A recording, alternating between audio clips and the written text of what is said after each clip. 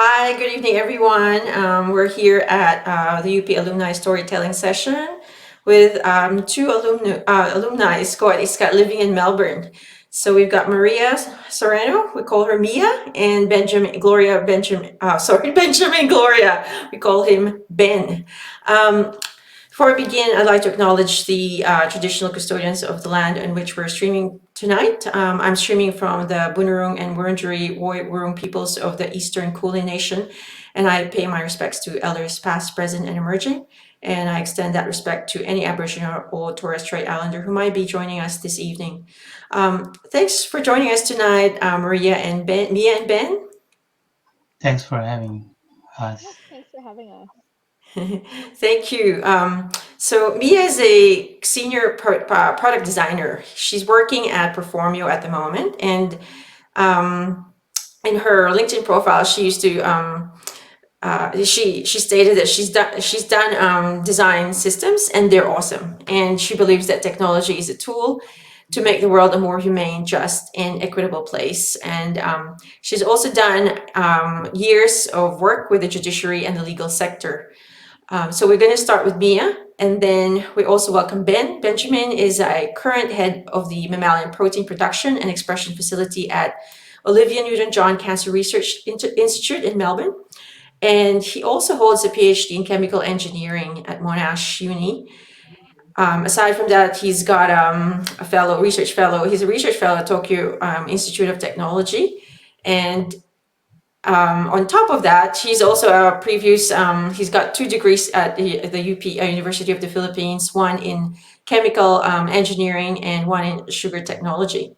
So let's begin with Mia. Mia, we've been doing the storytelling sessions for maybe around like 7 times since we've formed the group now. And can you tell us a bit about your journey coming to Melbourne and, generally coming to Australia, and how you were able to use your knowledge and skills and your being an ISCO or a SCA in Melbourne? So actually, it's very funny because I came to Melbourne on a partner visa. So my partner is Australian, and so I moved here to be with her.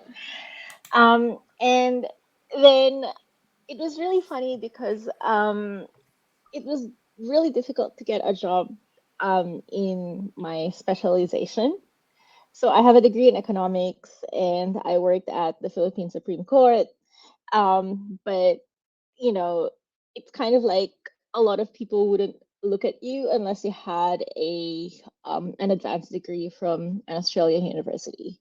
So I think my career path has been a really interesting one because I started out basically just any job I could get. So I ended up starting as a legal secretary at a regional law firm. And then one of my friends wanted to make a startup and they invited me to come along. And originally, I was meant to be kind of like the business development manager because I was used to handling the business side of things. I used to make websites on the side. And then it turned out that a lot of people really, really wanted websites. And my friend was like, "Oh, Mia, you can make websites, right?" And I'm like, "Yes." So it's funny because my self-taught skills were actually what got me to where I am now. As a designer and as a front-end developer, I'm completely self-taught. But I think what helped me in terms of, you know, pagiging isko iska is it really imbues you with the spirit of resourcefulness and, like registration pa lang, it really it really strengthens your character. So it's kind of like um just that spirit of not giving up and continuing and just continuing to have faith that there's always something better on the horizon, and just really doing your best and applying the entirety of your talents and your skills to whatever it is you were doing. Like my first job as a legal secretary, it was very demoralizing sometimes because you'd get guys talking down to you as if you didn't really know anything. But it was very much like I will do my best, even if it's just writing letters to other lawyers. And I think that's really what pulled me through. So these days, I have a pretty nice job in tech. I really love where I work, and I work on some really complex problems in terms of design and designing software for enterprise. And I think what UP has given me has been the ability to adapt everywhere. Basically, if you survive UP, kahit saan ka siya, you will you will make it.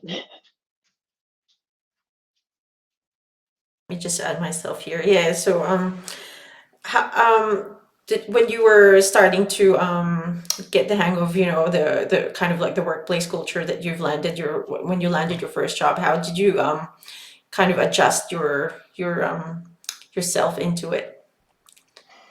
Well, it's really interesting because so my first job was in the legal industry here, right? And the legal industry here is very different from the legal industry in the Philippines. I've worked or been around lawyers for most of my life because my mom was actually a law professor at UP. I I grew up I grew up being, being you know, tagging along to her classes in Malcolm Hall. Um, Surrounded by yeah, UP yeah. law So it students was too. Yeah. surrounded by law students. Actually, I'm a lawyer, and they'll be like, "Oh, the last time I saw you, you were a baby," and I'm like, "Okay." But yeah, so but it's very different here because the legal system is entirely different, and I think that was a really huge kind of like culture shock for me, because Mm, a lot of the time, I've worked in the judiciary as well, and a lot of the kind of like the business culture that we grew up with in the Philippines is very different here. And I used to get told that I was too polite and that I had to be more mm, direct.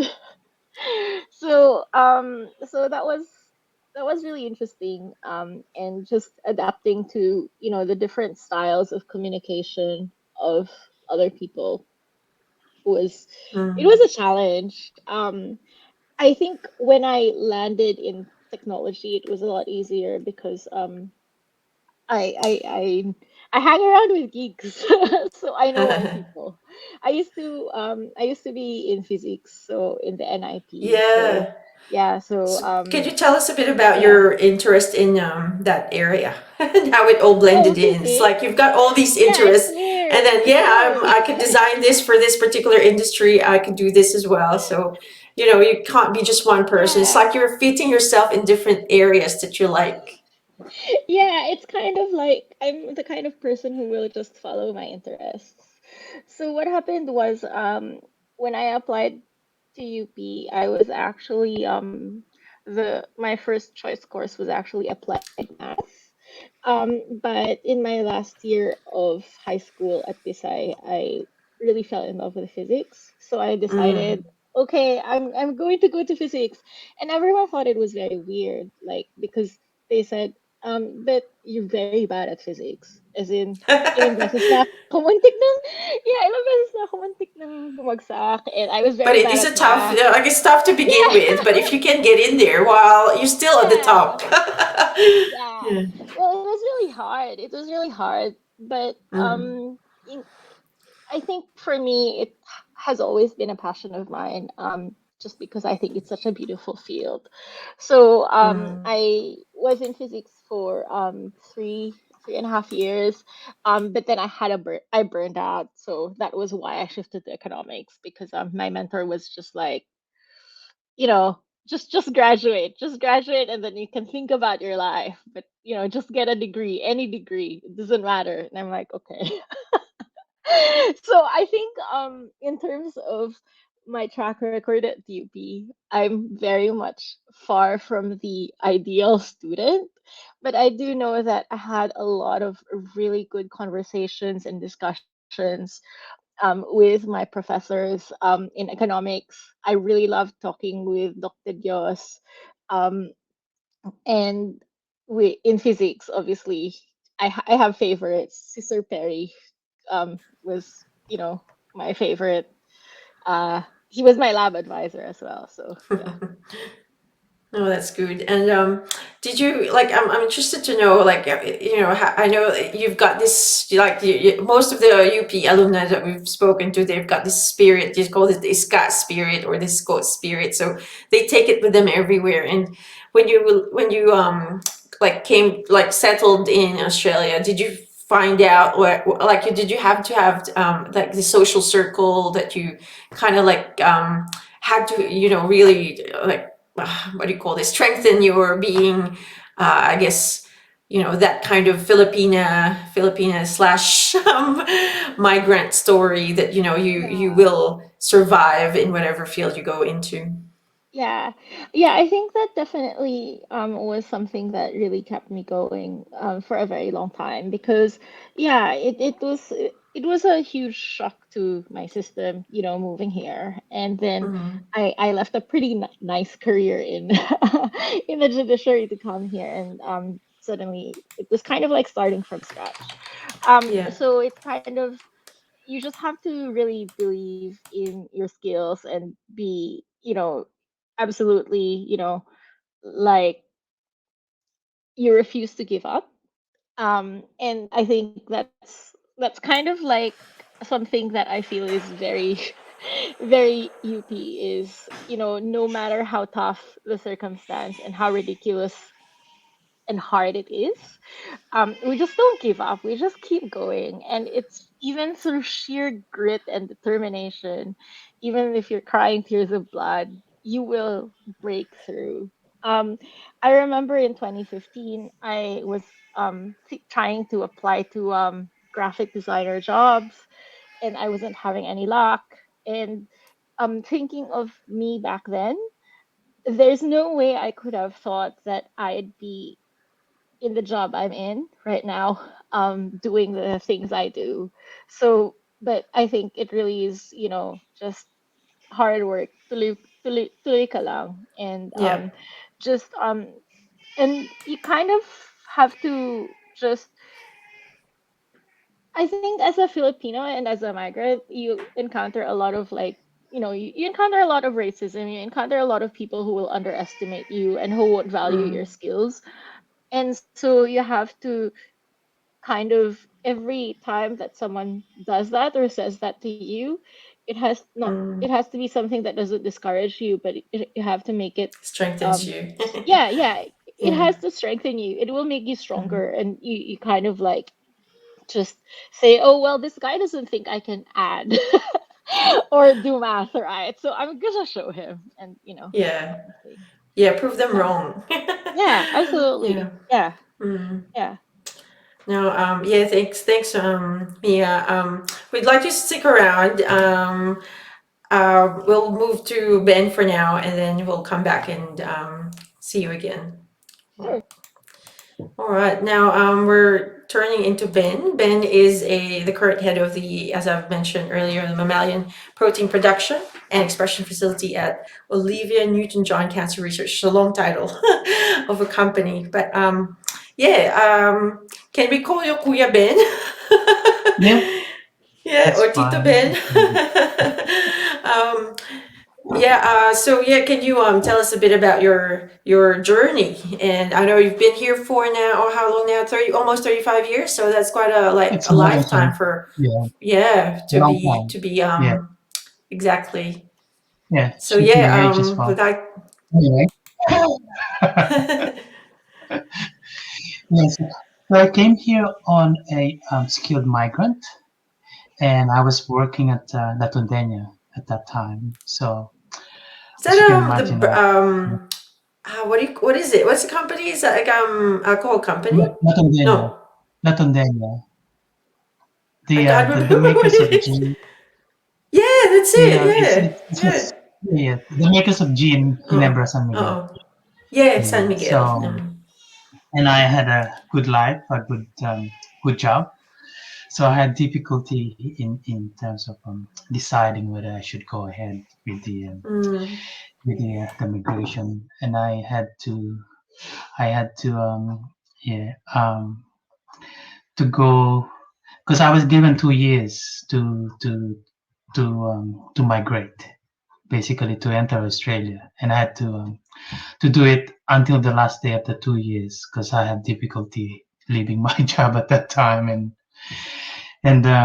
starting a new life again here in Australia.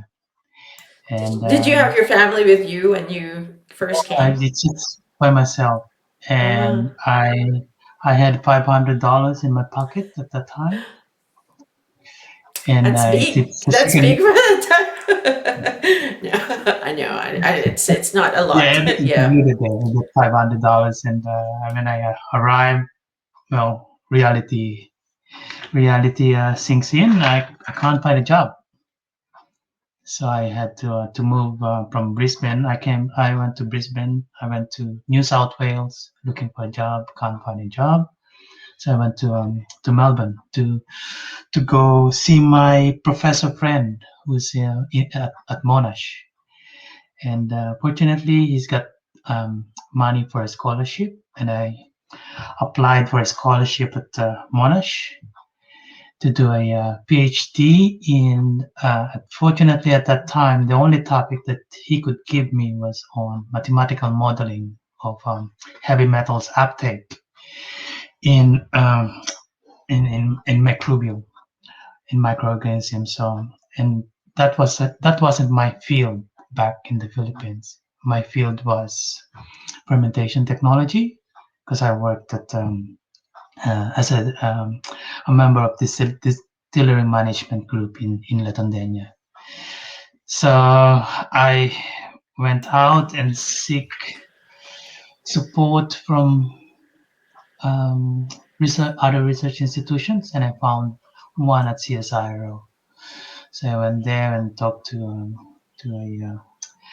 a lab head who was kind enough to give me support in terms of chemicals and the use of equipment.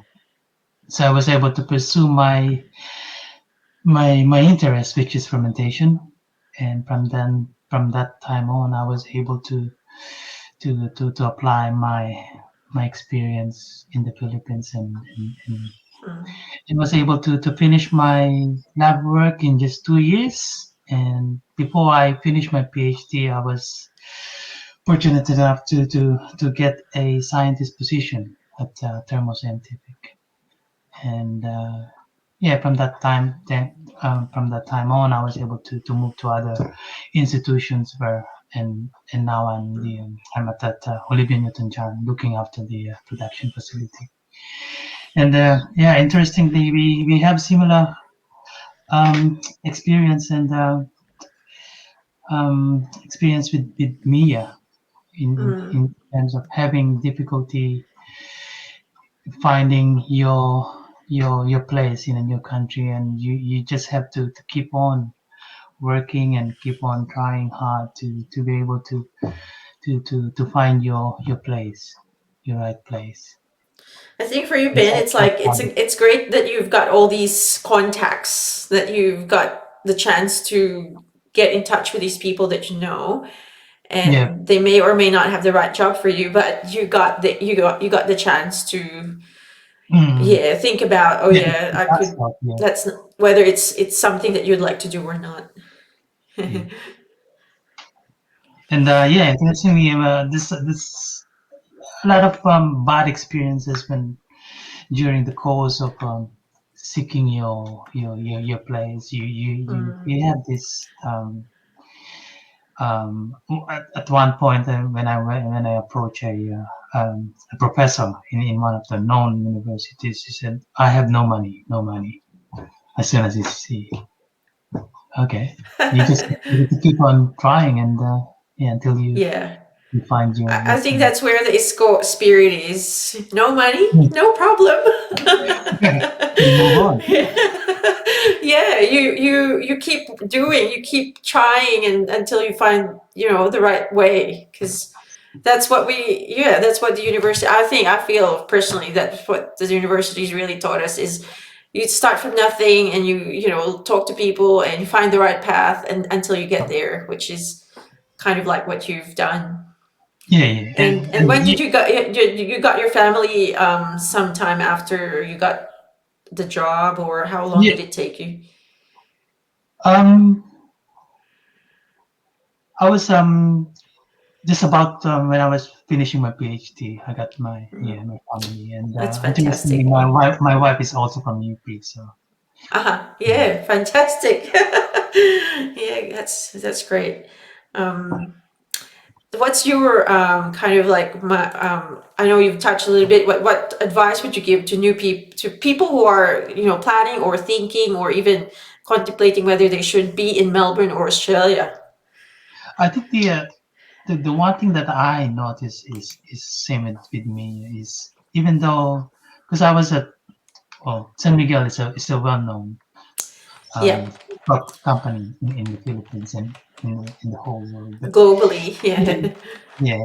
yeah, even if you have if you put that in your resume, unless you have a local experience and local education, it's not, it doesn't matter that much. It's